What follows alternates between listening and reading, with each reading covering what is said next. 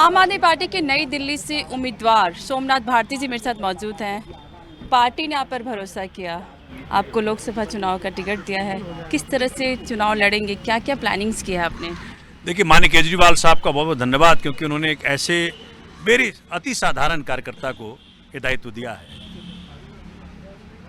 मैं तो ये देख पा रहा हूँ कि भाजपा ने जिस प्रकार से एक ऐसे उम्मीदवार को उतारा है जिनका पास्ट राष्ट्र विरोधी, महिला विरोधी, लोकतंत्र विरोधी रहा है। अभी प्लानिंग की बात करिए। ताकतें जिसने की देश के साथ विश्वासघात किया, प्लानिंग के बारे में उसके साथ खड़े हैं, तो नेचुरल सी बात है। अगर ये देश की जनता और दिल्ली की जनता जानेगी तो ऑटोमेटिकली भाजपा के उम्मीदवार को के जरिए भाजपा एक्सपोज हो जाएगी। दूसरी बड़ी बात जो आपने कही कि प्लानिंग क्या है आपकी, मेरी प्लानिंग है मेरी जनता, मेरे लोग, जो हमने मालवीय नगर विधानसभा क्षेत्र में पिछले 10 साल से सेवा किया है। चूँकि दिल्ली का हर व्यक्ति जानता है किस प्रकार से मैंने सेवा किया। आज के तारीख में क्षेत्र का एक एक व्यक्ति मेरे से 24 घंटे जुड़ा रहता है, और इसी का परिणाम रहा कि क्षेत्र की जनता ने कई मंत्रियों को उतारने के बावजूद, कई मुख्यमंत्रियों को उतारने के बावजूद, माननीय अमित शाह जी खुद उतरे थे मेरी विधानसभा में, उसके बावजूद क्षेत्र की जनता ने तीनों बार के सबसे ज़्यादा मैंडेट से मुझे इस बार जिताया था। पहला मैंडेट था 8,000 का, फिर 16,000 का, फिर 19,200 का, और फिर चौथी बार दिल्ली की जनता ने, क्षेत्र की जनता ने मुझे तीनों पार्षद दे दिए। ऐसी सीटों से भाजपा को हराया जब उनके पास 50 साल से था।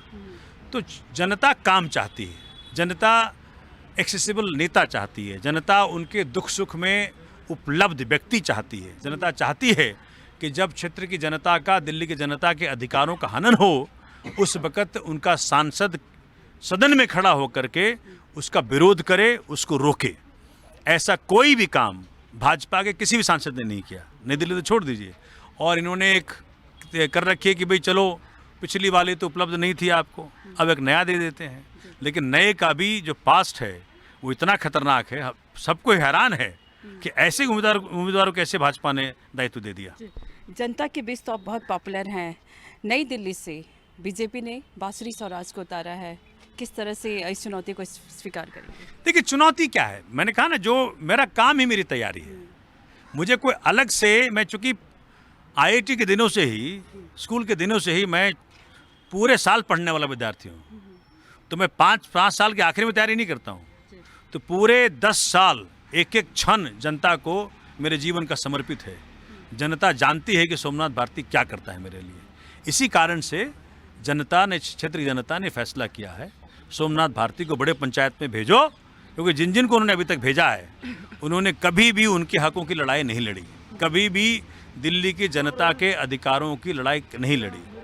जब दिल्ली की जनता के जो अधिकार थे, जब भारतीय जनता पार्टी LG के माध्यम से उसको बार बार घटा रही थी, तो कौन खड़ा हुआ वहाँ? कोई नहीं खड़ा हुआ।